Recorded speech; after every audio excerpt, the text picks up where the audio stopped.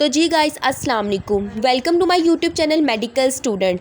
आज इस मेडिसिन का मैंने आपके साथ रिव्यू शेयर करना है। वो हमारे पास है गिक्सर मेडिसिन। इसका जो फॉर्मूला नेम है वो हमारे पास है सिट्रीजिन डाइहाइड्रोक्लोराइड। इसकी अगर मैं आपको यूजेस बताती जाऊँ तो ये हम यूज़ करते हैं एलर्जिक राइनाइटिस में। एलर्जिक राइनाइटिस क्या है?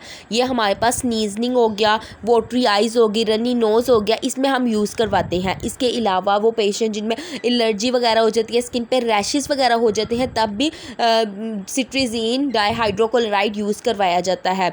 इससे पहले मैंने आपके साथ रिव्यू शेयर किया था टीडे सिरप का, आप मेरे चैनल पे जाके देख भी सकते हैं। उसमें भी यही फार्मूला यूज़ किया गया था, सिट्रीजिन डाइहाइड्रोक्लोराइड।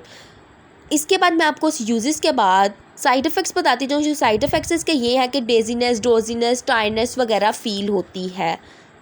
और अगर इसकी डोजेज की बात की जाए तो वो डॉक्टर के प्रिस्क्रिप्शन के अकॉर्डिंग ली जाती है। ये मेरे पास 10 mg टैबलेट अवेलेबल है।